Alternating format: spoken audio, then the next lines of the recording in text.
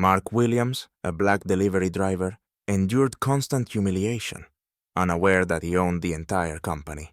When the truth came to light, he faced fierce resistance from those who believed his place was at the door, not in the boardroom. What he did next would shock even the most seasoned observers. But let's start from the beginning. Mark Williams, a humble delivery driver, started his morning loading packages into his van at the Speedline Express warehouse. Focused on his work, he suddenly heard Roger's voice from a distance.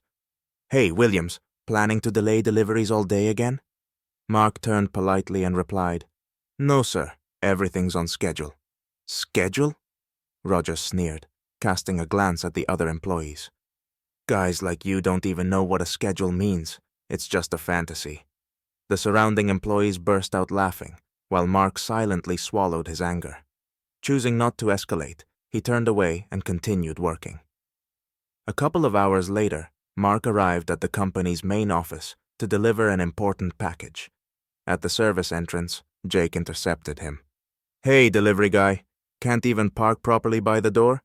This isn't some VIP service where we're waiting for you." Maintaining his composure, Mark replied calmly, "I'm here to deliver the packages as instructed. Just don't slow us down." Jake shot back with a scornful tone. Carrying the boxes inside, Mark overheard Roger speaking loudly in the break room. "You know what's hilarious? These drivers actually think they're part of the company." He laughed heartily. "In reality, their job is just to haul boxes." Mark accidentally caught the conversation, but pretended he hadn't heard. Suppressing his frustration, he focused on finishing his task. As he was wrapping up, a message came through. He'd been summoned to the director's office. "Williams, get in here!" Rogers barked as he walked by, giving him a disdainful look. Mark entered the office, his body tense with worry. He feared that rumors of supposed delays might have reached upper management, and that he was about to lose his job. Sitting behind a massive desk, Mr. Jenkins, the senior executive, fixed his cold, piercing eyes on Mark.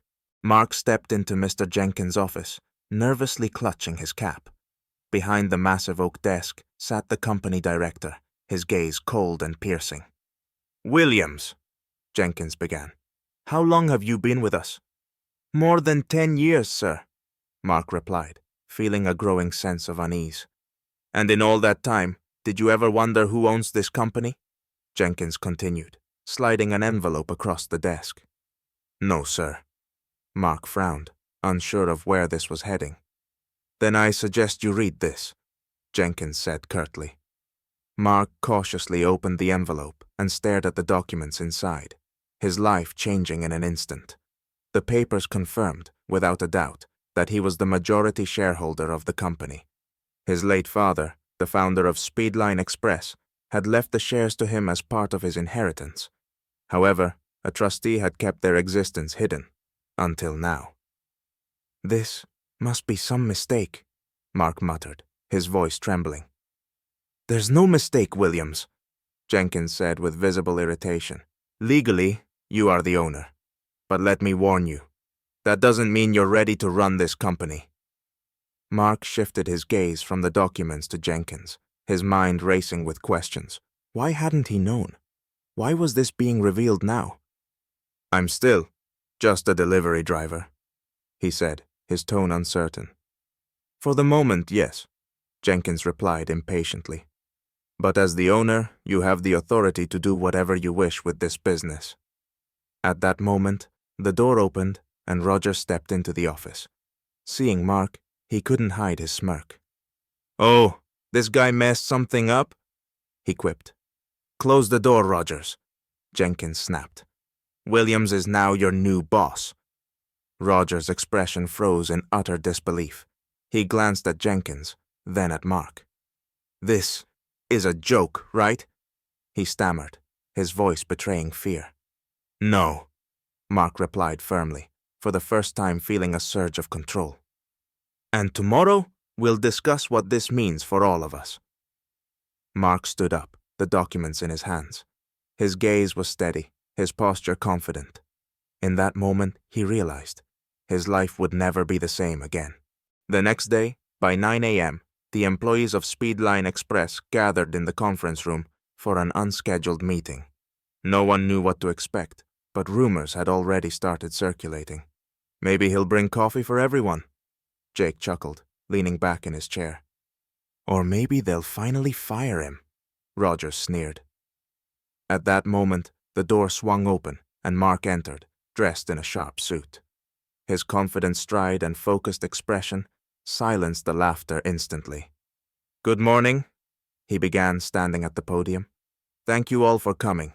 Today, I want to talk about the future of our company." Rogers scoffed, but Mark continued, unfazed. "I'm Mark Williams, your new CEO." A stunned silence fell over the room. No one could believe what they'd just heard. Rogers tried to interject. "This is a joke, right? You're saying a delivery driver is now running the company?" Mark met his gaze calmly. "No, Rogers. I'm saying that from now on, your work will be judged not by how loudly you yell, but by the results you deliver." The employees exchanged uneasy glances, but no one dared to speak. Mark pressed on. "For years, this company has suffered from a toxic culture. Employees are afraid to speak up, and their efforts go unrecognized. That ends today." He placed a file filled with anonymous employee complaints on the table. "These are dozens of reports detailing discrimination, insults, and unfair treatment. I've reviewed each one personally, and I'm sorry so many of you had to endure this." Rogers shot to his feet. "This is absurd. These complaints are anonymous. Anyone could write anything." "And yet," Mark replied calmly, "the majority of them involve you, Rogers. That's why you're suspended from your position, effective immediately, pending an internal investigation." Rogers turned pale. "You can't do this to me." "I can, and I have," Mark said firmly. The room buzzed with whispers. Jake averted his eyes, while some employees, like the young driver Tom, struggled to hide their smiles. "I value every employee in this company," Mark concluded. "We will work together to create a fair and efficient culture. If you don't agree with this vision, you're free to leave." He looked around the room, his gaze steady. "Your work matters. Each of you matters.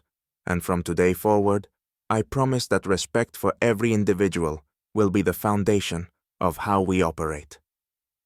Mark finished his speech and left the room, leaving the employees in stunned silence.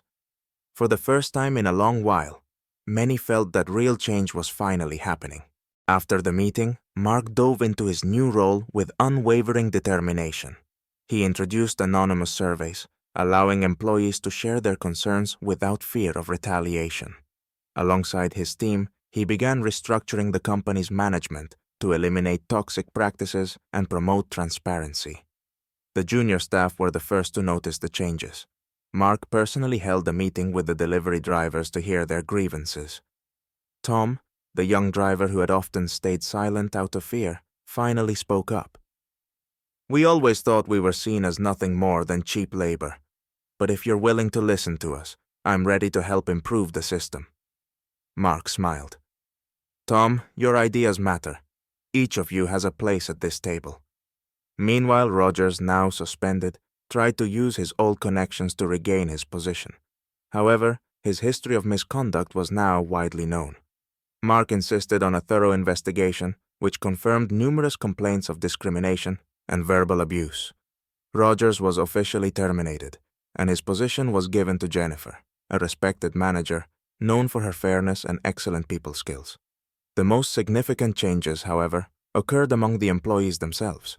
Inspired by Mark's leadership, they began sharing their ideas and proposing improvements.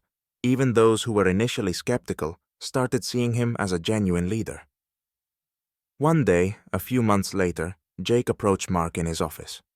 "Listen, Mark," Jake began, awkwardly rubbing the back of his neck. "I was wrong. I treated you and others badly. I just didn't know how else to act." Mark looked at him, his expression free of anger.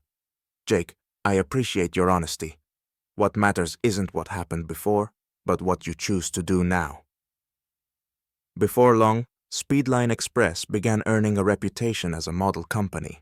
Local media picked up the story of its transformation under the new CEO's leadership. Delivery drivers, now given a voice, took pride in their work. One evening, Mark returned to the office to retrieve a forgotten folder. In the break room, he saw a young employee cleaning up the tables. "Why are you still here so late?" Mark asked. The employee smiled.